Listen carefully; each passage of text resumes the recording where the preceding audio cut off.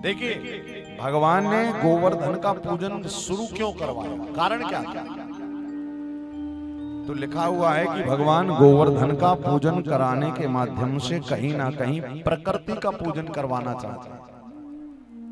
हमारे आसपास जितनी भी वस्तुएं दिख रही हैं, जो प्रकृति हैं, वृक्ष हैं, पहाड़ हैं, पर्वत हैं, वो सब क्या है? वो सब प्रकृति है। और भगवान कृष्ण गीता में अर्जुन से कह रहे हैं, अर्जुन प्रकृति ही मेरा दूसरा स्वरूप है। याद रखिएगा, कलिकाल में परमात्मा शंख चक्र गदा पद्म लेकर नहीं प्रकट होते, तो ये जो वनस्पति है ना, जितनी भी प्रकृति है, साक्षात परमात्मा का स्वरूप है।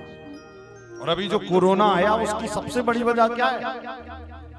कोरोना के आने की सबसे बड़ी वजह है कि हमने प्रकृति रूपी परमात्मा का दोहन किया जरूरत से ज्यादा।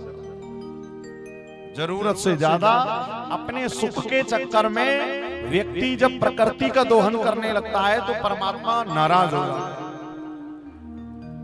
और आज देखिए, आप लोग वृंदावन यदि गए होंगे, यदि ठाकुर जी उस समय पर गोवर्धन का पूजन नहीं कराते तो आज कली हुई लोगों ने उस गोवर्धन पर्वत को बिना छोड़ा होता। वो तो शुक्र मनाओ कन्हैया का कि उस गोवर्धन पर्वत को बचाकर चले गए। और बचाया कैसे? बोले उसको पूजन से जोड़ दिया। देखिए हमारे यहाँ पर जो ऋषि लोग होते थे, उनको ऋषि क्यों कहा जाता था? क्योंकि वो ऋषि नहीं है। ऋषि का मतलब है जो रिसर्च करके चले गए, वो ऋषि। और केवल कन्हैया ने नहीं, हमारे सनातन धर्म के जितने भी ऋषि हैं, सबने क्या किया? सबने रिसर्च किया कि भैया वनस्पतियों पर रिसर्च किया, वृक्षों पर रिसर्च किया। उनको पता था कि पीपल, वट, नीम, आम ये सबसे ज्यादा ऑक्सीजन देंगे, तो उसको पूजन से जोड़कर चले। हमारे सनातन धर्म में ही एक नियम है कि जहां पर वट का पूजन होता है, पीपल का पूजन होता है, आंवले का पूजन होता है, नीम का भी पूजन होता है।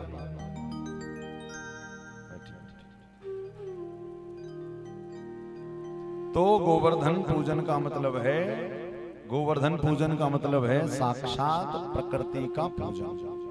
और गोवर्धन कौन है? भागवत में लिखा है कि गोवर्धने धृते शैल आसाराद रक्षिते व्रज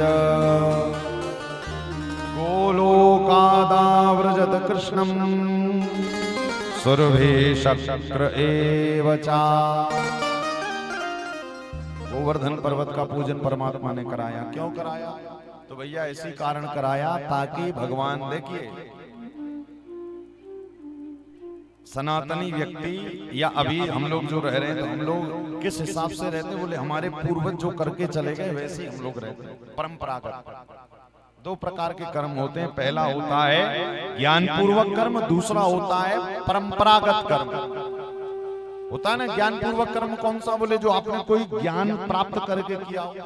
और दूसरा कौन सा होता है? परंपरागत, यानी पहले आपके पिताजी, आपके दादाजी ऐसा करते थे तो आप भी कर रहे हो।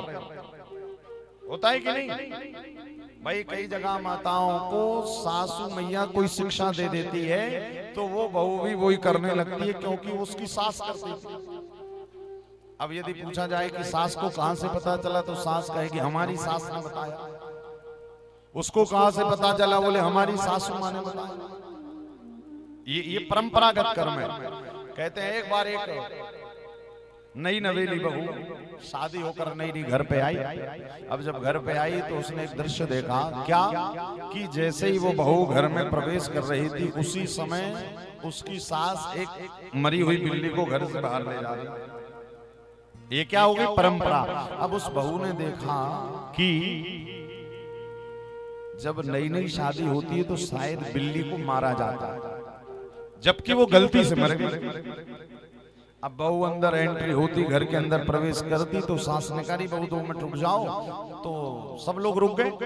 तो क्या हुआ? उसी समय अंदर से सास एक मरी हुई बिल्ली लाई और उसको बाहर ले गई। तो बहू के मन में ये बात बैठ गई कि शायद जब कोई नई नवेली दुल्हन घर में आती तो एक बिल्ली को मारा जाता और मरी हुई बिल्ली बाहर निकाली जाती, तब फिर बहू घर में प्रवेश करती। तो अब जब वो बहू सास बनी, कौन? जब वो आई थी जो नई नवेली, जब वो सास बनी तब उसके घर वालों ने कहा और बहू के आने की तैयारी सारी हो गई? बोले बिल्कुल हो गई, बस जब लिस्ट बनती ना विवाह के सामान की, तो उस जो बहू, जो नई नवेली बहू सास बनी थी, उसने लिस्ट में एक बिल्ली भी लिखी, जिंदा बिल्ली। तो अब उसका पति जब मार्केट गया बाजार लेने, तो सब जगह पूछा, बोले जिंदा बिल्ली है क्या? बोले ये तो है नहीं। जिंदा बिल्ली? बोले ये तो है नहीं। पूरे जगह बोले सब तो मिल गया किंतु बिल्ली नहीं मिली। बोले वो आपको नहीं मिलेगी, वो मैं व्यवस्था कर लूंगा। अब उसने कहीं से जिंदा बिल्ली पकड़ी, रखी रही एक टोकने में ढांक कर। क्यों? बोले जब हमारी बहू आएगी तब। तो 3 दिन बाद विवाह की नई बहू घर पे आई। अब जब घर पे आई तो सब तैयारी हो गई। बोले आ जाए बहू अंदर। बोले रुक जाओ, उससे कहना 5 मिनट वहीं खड़ी रहे। क्यों? क्योंकि इसको पता था कि मेरी सास ने भी जब मैं अंदर आ रही थी उसी समय मारकर बाहर ले गई थी बिल्ली। तो इसने भी क्या किया? बोली बहू से करो जब 5 मिनट बाहर खड़ी रहे।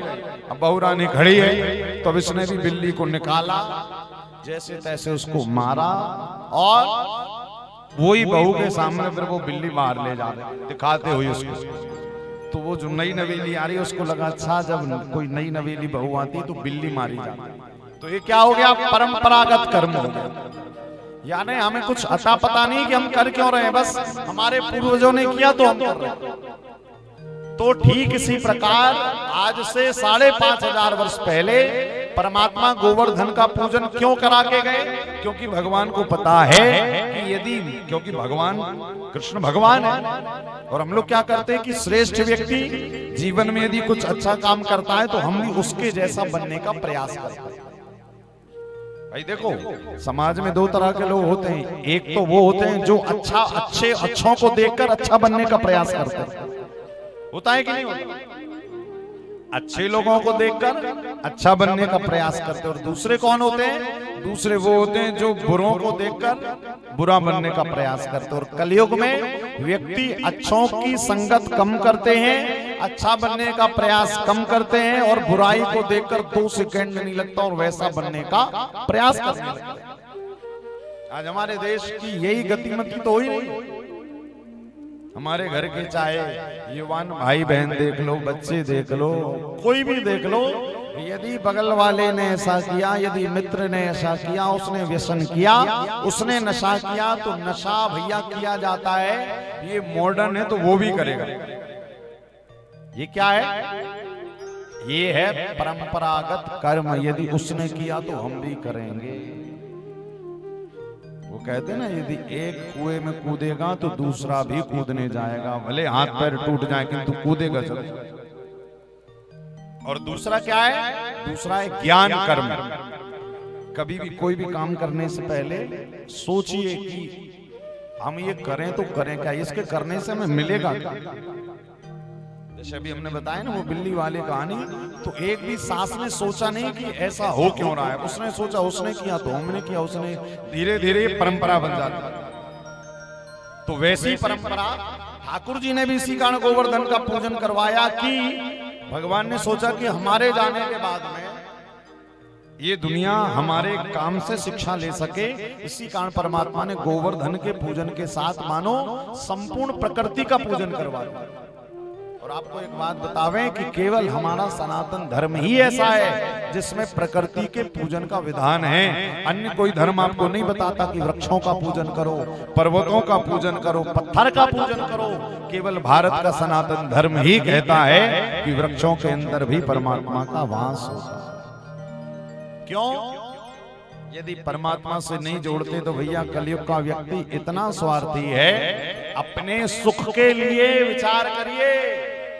अपने सुख के लिए हम वृक्ष काट तो देते हैं किंतु कभी वृक्ष लगाते नहीं। लगाया हमारे पूर्वजों ने, हमारे जो बाप दादा हुए, उनको कहते हैं कि उनके हाथ का ये वृक्ष है। वैसे तो नियम है, पुराणों में, शास्त्रों में लिखा हुआ है कि जो 84 लाख योनियां बनाई ना, आप लोग कहते हो कि 84 लाख, इस 84 लाख योनि में 20 लाख योनियां केवल वृक्षों की, केवल और केवल वृक्षों की। इसका मतलब क्या है? इसका मतलब है कि वृक्ष जीते जागते सजीव हैं इस धरती पर। और दूसरा उपाय, मैं अपनी हर कथा में कहता हूं कि व्यक्ति को अपने जीवन काल में कम से कम 5 वृक्ष लगाने ही चाहिए। क्यों लगाने चाहिए? बोले परमात्मा प्रकृति आपको इतनी सारी वस्तुएं प्रदान करती है। क्या क्या प्रदान करती है? बोले फल प्रदान करती है। आम अभी खाओगे गर्मी भर, ऑक्सीजन ले रहे हो, फल खाओगे, धरती पे अनाज बोया जाता वो भी खाओगे, चावल खाओगे, गेहूं की रोटी खाओगे, सब खाओगे, किंतु दोगे क्या? तो कुछ दे नहीं सकते प्रकृति को। तो कम से कम एक एक व्यक्ति यदि 5-5 वृक्ष लगाने का संकल्प ले तो ये धरती जीते जागते स्वर्ग बन जाए। चारों तरफ जहां पर कहते ना, यदि आपको प्रकृति को कुछ देना है तो एक नहीं 5 वृक्ष जरूर लगाओ।